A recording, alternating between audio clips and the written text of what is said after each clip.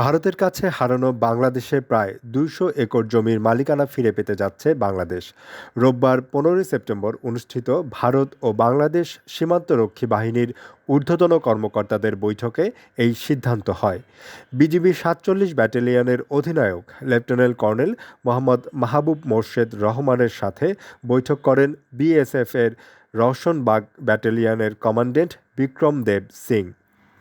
বিএসএফের আহ্বানে ভারত বাংলাদেশ সীমান্তে কুষ্টিয়ার দৌলতপুর উপজেলার মহিষকুণ্ডির জামালপুর ডিওপির সীমান্ত পিলার হতে ভারতের আনুমানিক ১৫০ গজ অভ্যন্তরে অনুষ্ঠিত হয়। তাতে বিবাদমান জমিগুলো নিয়ে গুরুত্বপূর্ণ আলোচনা হয়। এছাড়া সীমান্ত হত্যা বন্ধ ও মাদক পাচার রোধে দুই দেশের মধ্যে গুরুত্বপূর্ণ আলোচনায় সমাধানের পথ বের করা হয়। এ বিষয়ে কুষ্টিয়া ব্যাটালিয়নের অধিনায়ক লেফটেন্যান্ট কর্নেল মোহাম্মদ মাহবুব মোর্শেদ রহমান গণমাধ্যমের সাথে কথা বলেন।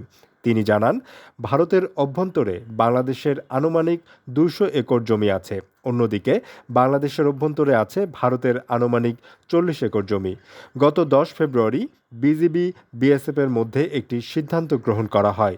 সেই সিদ্ধান্ত অনুযায়ী আগামী অক্টোবর মাসে উভয় দেশের সার্ভেয়ার এবং বিজিবি বিএসএফের উপস্থিতিতে পুনরায় জরিপ করা হবে। জরিপের পর জমির প্রকৃত মালিকের নিকট হস্তান্তর করতে উভয় ব্যাটালিয়নের কমান্ডাররা একমত পোষণ করেন।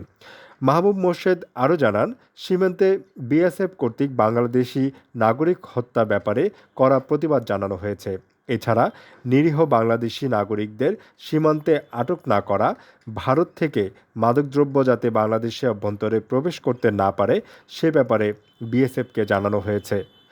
পাশাপাশি আসন্ন দুর্গাপুজো উপলক্ষে সীমান্তবর্তী জনগণ যাতে পূজা মণ্ডপে অবাধে যাওয়া আসা করতে না পারে সে ব্যাপারে ফলপ্রসূ আলোচনা হয়।